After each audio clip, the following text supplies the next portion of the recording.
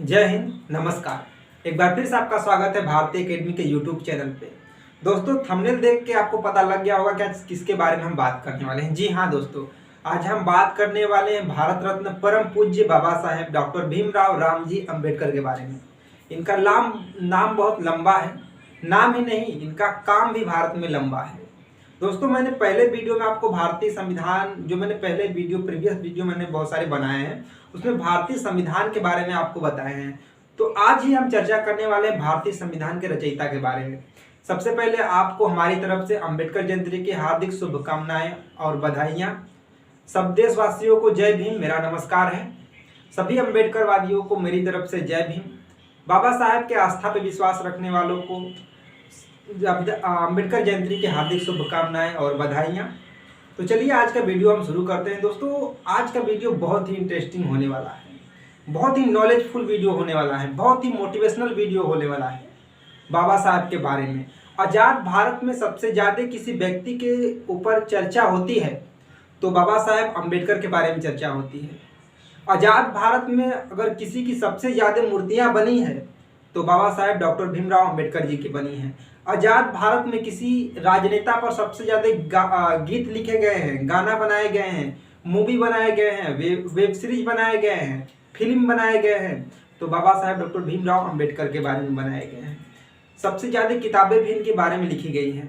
बाबा साहेब वो महान व्यक्ति थे कि अगर हम सारा जीवन बाबा साहेब के ऊपर अगर हम वीडियो बनाने का प्रयास करें तो शायद मेरा एक जन्म कम पड़ जाए। वो है बाबा साहेब। बाबा साहेब के अंदर कोई एक व्यक्ति का गुण नहीं छिपा था, उनके अंदर कई विद्वानों का गुण छुपा था। बहुत विद्वान थे। और कुछ जगह हम आपको ऐसी ऐसी कहानियां बताएंगे कि शायद आप दुखी हो जाएंगे, वहाँ पर भावुक हो जाएंगे। खुद मैं बहुत दिनों से बाबा साहब को पढ़ते आ रहा हूँ, उनके बातों को, उनके कार्यों को। मैं खुद उनके समाज से हूँ तो मैं और गहराई से उनको पढ़ना पसंद करता हूँ कि उन्होंने किस परिस्थितियों से आज हमको यहाँ ले आकर खड़ा किया। दलित समाज के लिए, हमारे समाज के लिए बाबा साहेब भगवान की तरह पूजनीय हैं, क्योंकि उन्होंने दलित समाज को कीचड़ से उठाकर महल में खड़ा किया है। दलित समाज को मंदिर, हॉस्पिटल, यहाँ तक घुसने की आज़ादी नहीं थी, स्कूल में जाने की आज़ादी नहीं थी। वो एक झोपड़ी से निकलकर उनको वहाँ तक पहुँचाया है।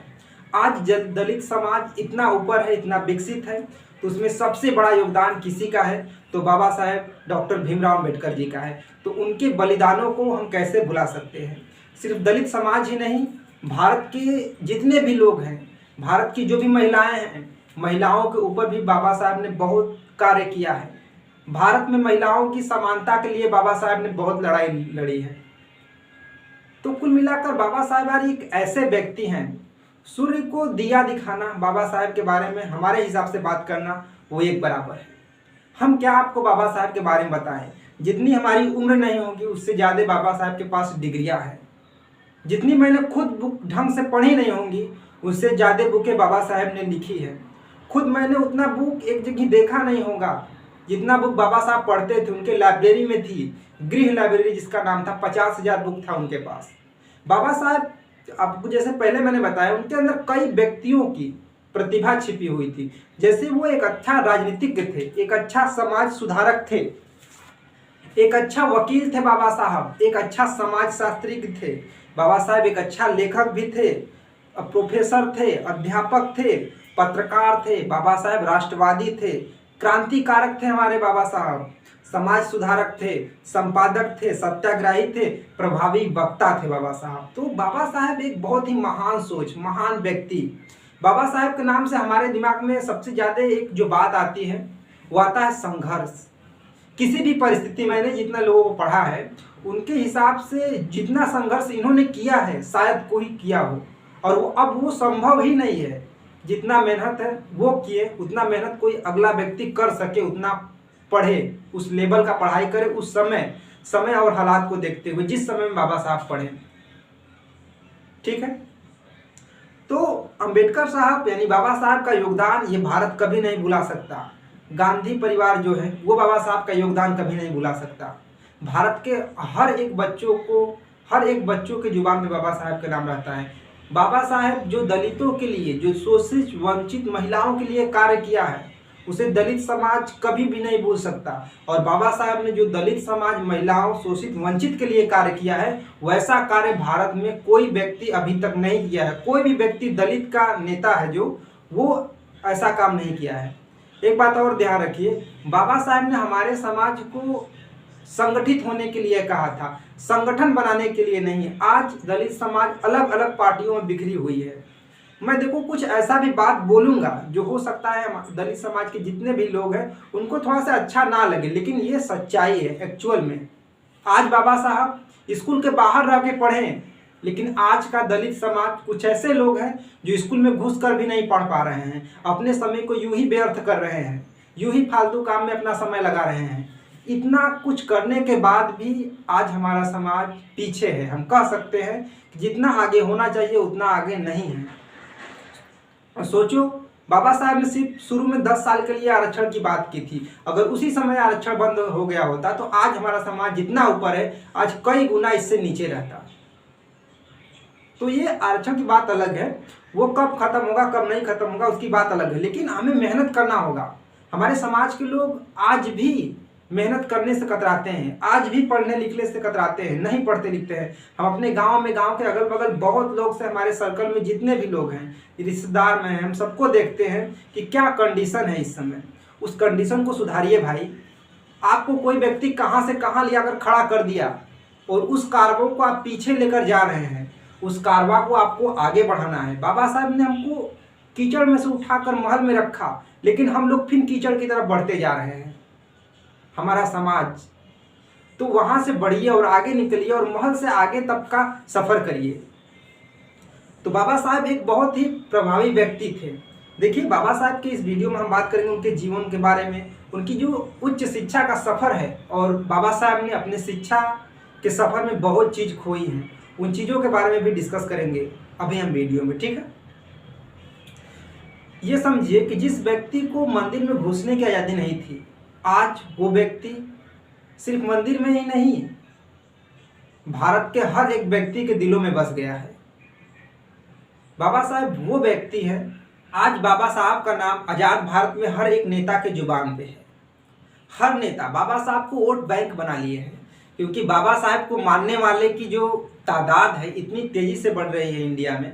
देखिए भाई, अगर आप कोई काम किए हैं, राष्ट्र के लिए काम किए हैं, देश के लिए काम किए हैं, तो हो सकता है कुछ दिनों तक आपका जो प्रतिभा है, आपका गुण है, आपका कार्य है, कोई छिपा सकता है, लेकिन एक दिन ऐसा समय आएगा कि उसे सारी दुनिया जान जाएगी। और यही समय है कि बाबा साहब को आज सारी दुनिया जान रही है, भारत के सारे लोग जान रहे हैं। अमेरिका में बाबा साहब की जीवनी पढ़ाई जा रही है, यही कारण है। आज यूट्यूब के हमारे बड़े बड़े जितने भी महारथी गुरुजन हैं, टीचर हैं, वो बाबा साहब के बारे में बता रहे हैं, उनके माइंड सेट के बारे में बता रहे हैं, उनके द्वारा सामाजिक जो योगदान दिया गया है उनके बारे में बता रहे हैं, उनके शिक्षा के सफ़र के बारे में बात कर रहे हैं, ठीक है। और बाबा साहब पे जो भी व्यक्ति अपना विचार रखता है उनके बारे में कुछ बताता है।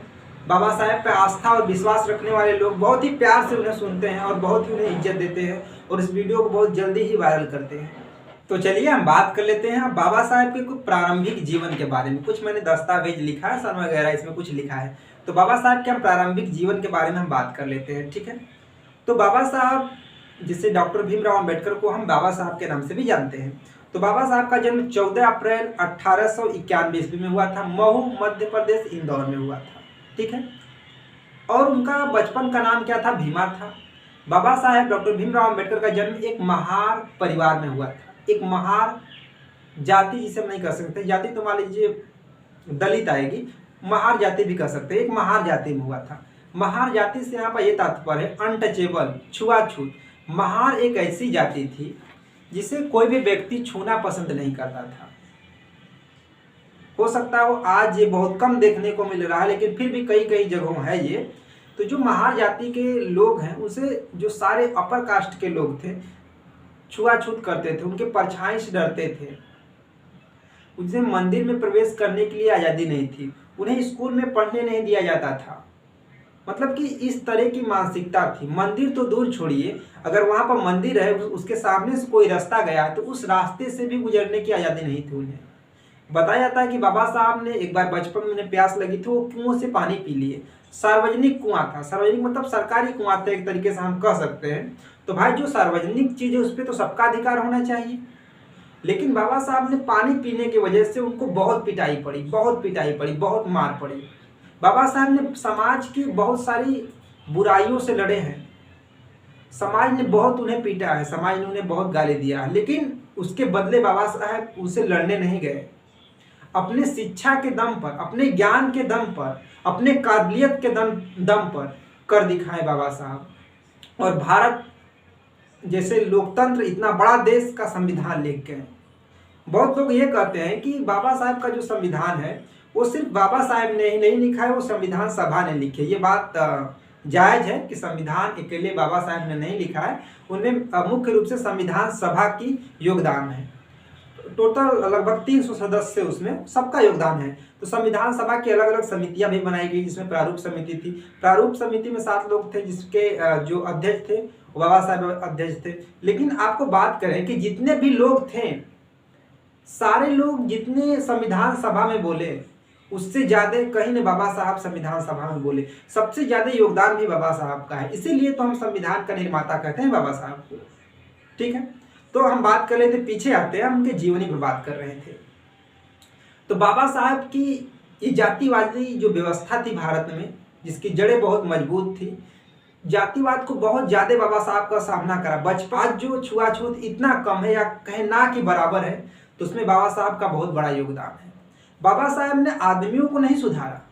अब ध्यान रखिए, हर आदमी, हर अपर कास्ट के आदमी के मन में छुआछूत का भेदभाव था, तो बाबा साहब ने उस आदमी को नहीं चेंज किया। उस किस वजह से उसके दिमाग में वो चेंज किया, जातिवाद। जातिवाद को ही खत्म करने का प्रयास किए बाबा साहब ने। जो पहले मानव स्मृति चलती थी, जिसमें शूद्र, वैश्य, क्षत्रिय ये बनाए गए थे, उसमें वर्ण बनाए गए थे, उसको परिवर्तन किया। उसको हटाकर एक संविधान का निर्माण किए। हमारे संविधान सभा ने सबको समानता, बंधुत्व, भाईचारा का अधिकार दिया। ठीक है, सबको समानता अधिकार दिया। अगर आज कोई भी व्यक्ति अगर छुआछूत करता है तो कानूनन जुर्म है। ठीक है, तो चलिए थोड़ा सा पीछे और चलते हैं। बाबा साहब के जीवन की बात कर रहे थे। तो बाबा साहब का जीवन 14 अप्रैल 1891 में महू मध्य प्रदेश में हुआ था। उनके बचपन का नाम भीमा था और उनके जो पिता थे वो इंडियन आर्मी में थे, राम जी सकपाल जिनका नाम था। बाबा साहब पढ़ने में पहले से उनका इच्छा था, पढ़ने के लिए, पढ़ाई करने के लिए। ठीक है, लेकिन तो जो उनके फादर थे वो कहीं ना कहीं सोचते थे कि हमारे बच्चों का कहाँ एडमिशन होगा, क्योंकि उस समय जो महार जाति का व्यक्ति है, बच्चा है, उनको कहीं भी पढ़ने नहीं दिया जाता था, चाहे वो सरकारी स्कूल हो चाहे प्राइवेट स्कूल हो।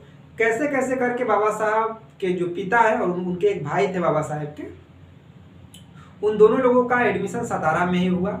बहुत जुगाड़ लगाकर कई पहले उन्होंने स्कूल में गए, वहाँ पर एडमिशन नहीं हुआ, लेकिन सतारा स्कूल में उनका एडमिशन हुआ।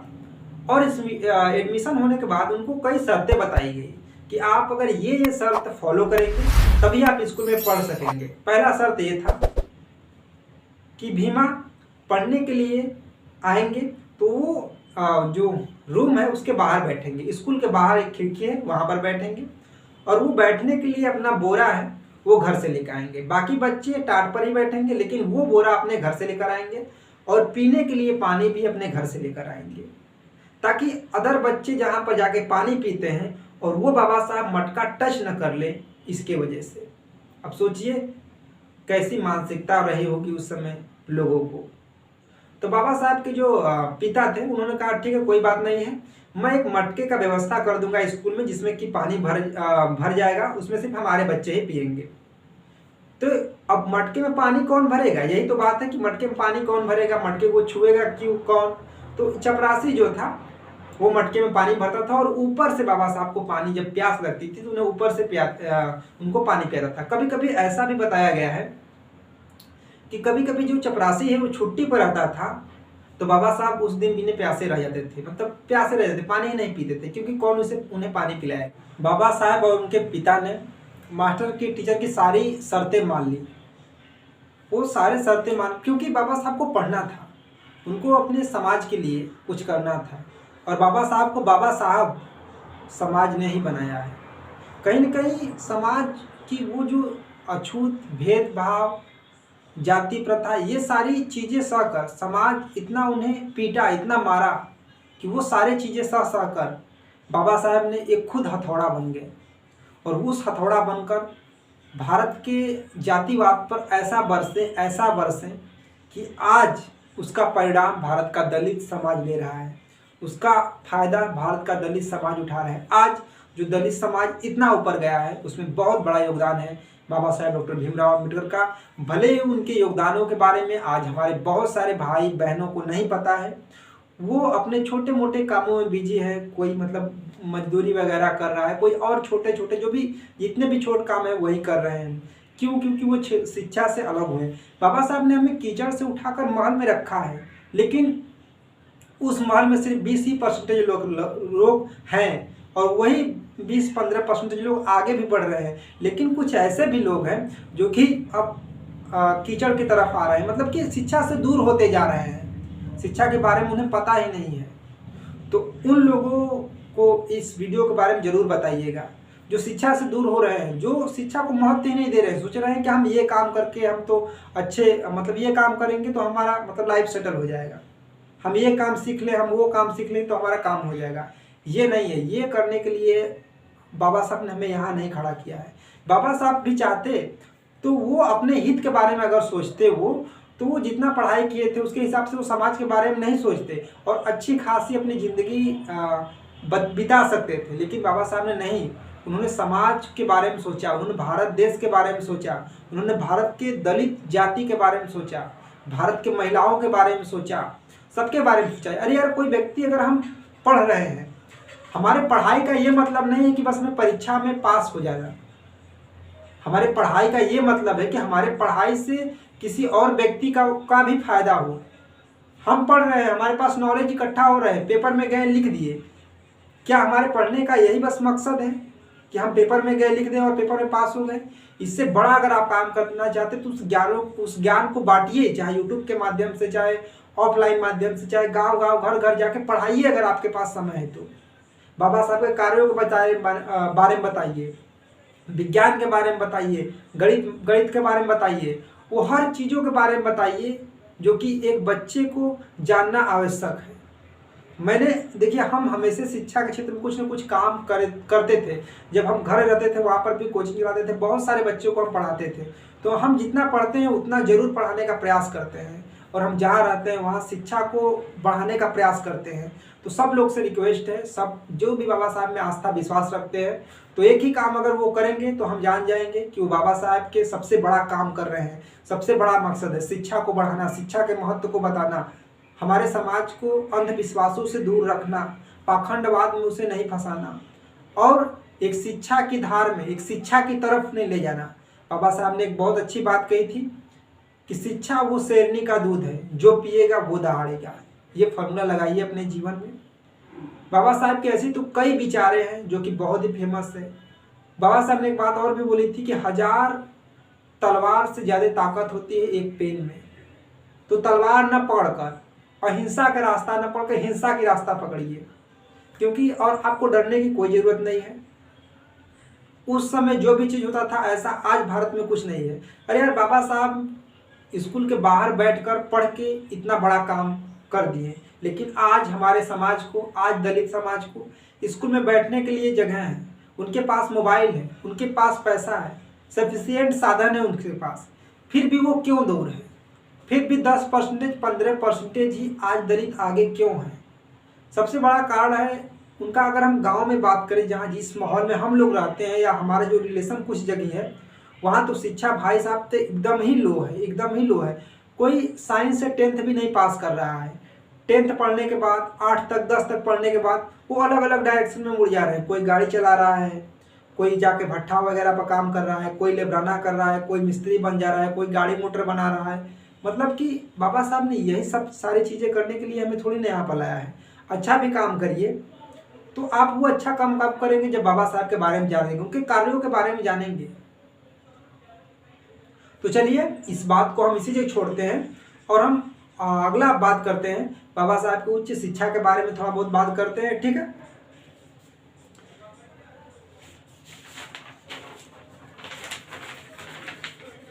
तो चलिए बात करते हैं बाबा साहेब के थोड़ा उच्च शिक्षा के सफ़र के बारे में कि जैसा कि आपको पता होगा, आज़ाद भारत में अगर सबसे पास उस समय किसी के पास डिग्रियां थी संविधान सभा में, तो सबसे ज़्यादा बाबा साहेब डॉक्टर भीमराव अम्बेडकर जी के पास डिग्रियां थी। और ऐसी ऐसी डिग्रियां, महानतम डिग्रियां, जो कि विश्व के सबसे सर्वश्रेष्ठ विश्वविद्यालयों से उनके पास डिग्रियां थी।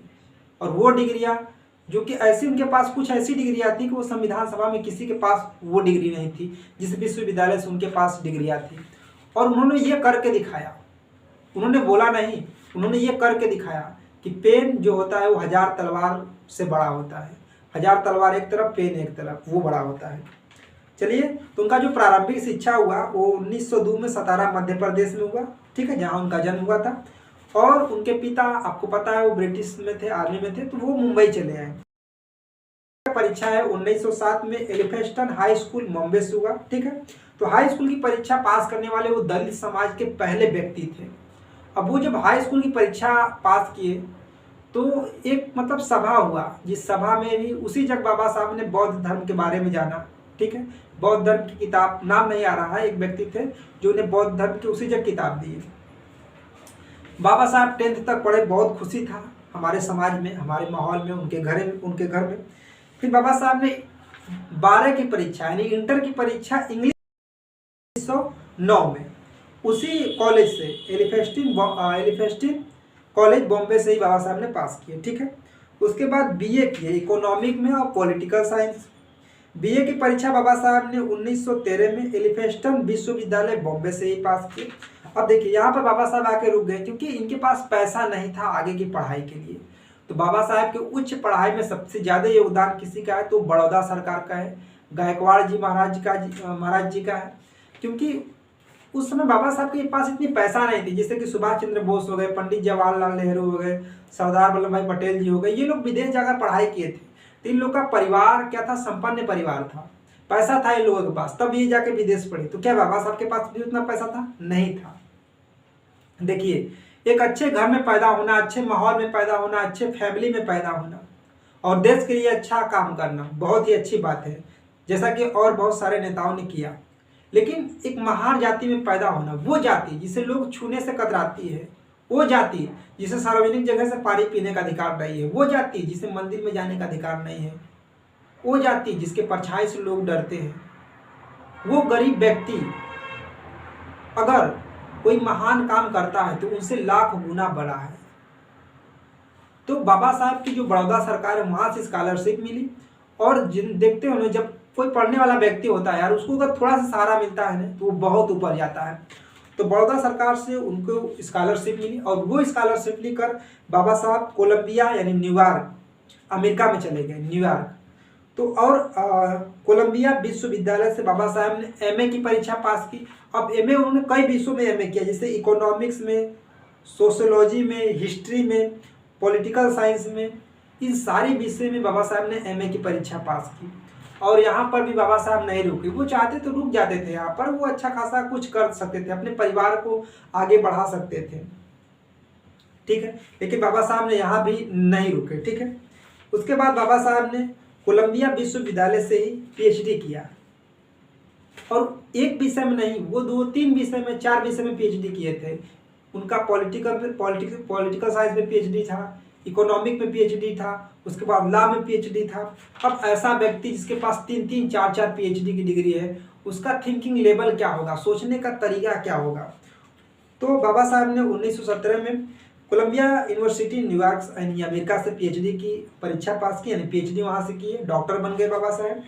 उसके बाद उन्होंने आगे की पढ़ाई के लिए लंदन गए। लंदन से उन्होंने एमएससी किया 1931 में, लंदन स्कूल ऑफ इकोनॉमिक्स से एमएससी किया। आप समझ रहे हैं, वर्ल्ड में सबसे उच्चतम यूनिवर्सिटी थे, क्योंकि बाबा साहब के सर पर जो हाथ था वो गायकवाड़ महाराज जी का था, जो कि खुद एक राजा थे। अब जिस व्यक्ति के ऊपर राजा का हाथ हो वो तो कहीं जाकर पढ़ाई कर सकता है, कहीं अपने प्रतिभा का झंडा लहरा सकता है। तो बाबा साहब ने एमएससी किया 1921 में, ठीक है। कहाँ से किया? लंदन स्कूल ऑफ इकोनॉमिक्स से।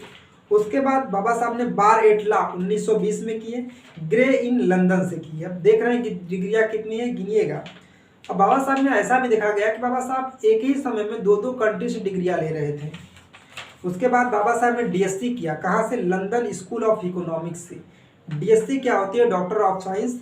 ये 8 साल की कोर्स होती है। इसी 8 साल के कोर्स को बाबा साहब ने 2 साल लगभग 3 महीने में ख़त्म किया था, पैसे के अभाव में, जिसकी वजह से बताया जाता है कि बाबा साहब को रोजाना 21-21 घंटे पढ़ना होता था।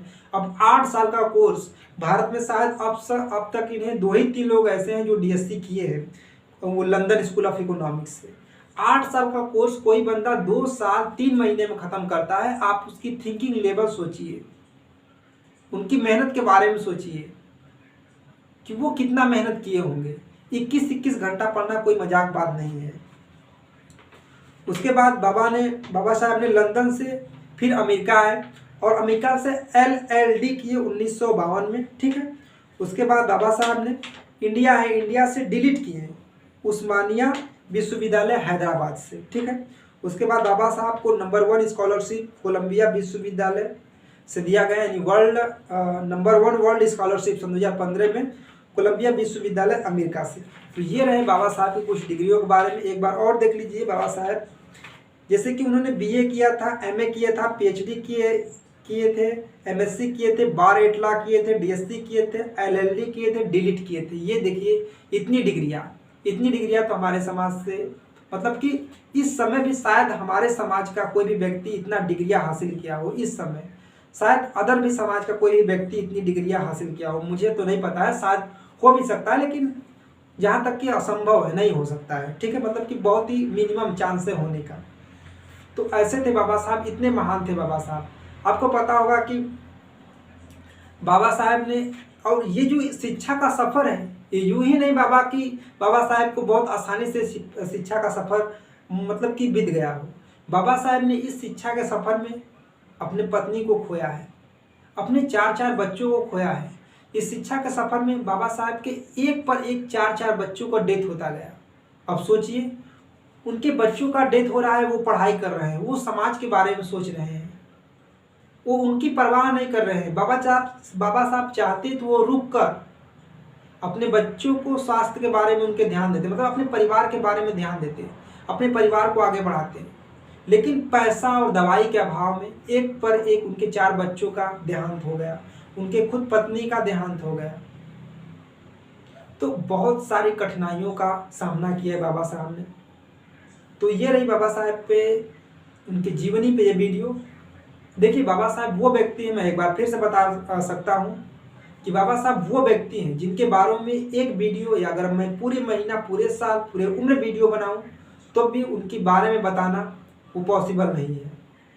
और बाबा साहब में एक बात और है कि आप चांद में कमियां निकाल सकते हैं, चांद की खूबसूरती में काला धब्बा निकाल सकते हैं, लेकिन बाबा साहब के जो कार्य हैं, उनके जो विचार हैं, देश के प्रति जो उनका कार्य है, भारत के दलित समाज के प्रति जो उनका कार्य है, उसमें कोई भी व्यक्ति कमियां नहीं निकाल सकता था जो उन्होंने दलित समाज के लिए कहा।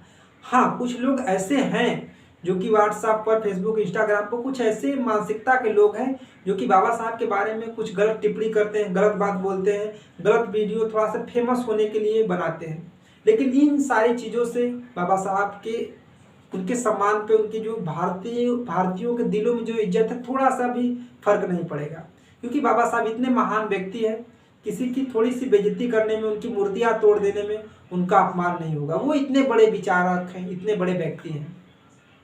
तो चलिए, जय हिंद, मिलते हैं नेक्स्ट वीडियो में। और शेयर करिए सभी अम्बेडकरवादियों के पास ये वीडियो, ताकि गर्व हो हमें अपने आप पर, बाबा साहब पर। और आज हम लोग जिस स्थान पे हैं उसमें सबसे बड़ा योगदान बाबा साहब का है। जय हिंद, जय भीम।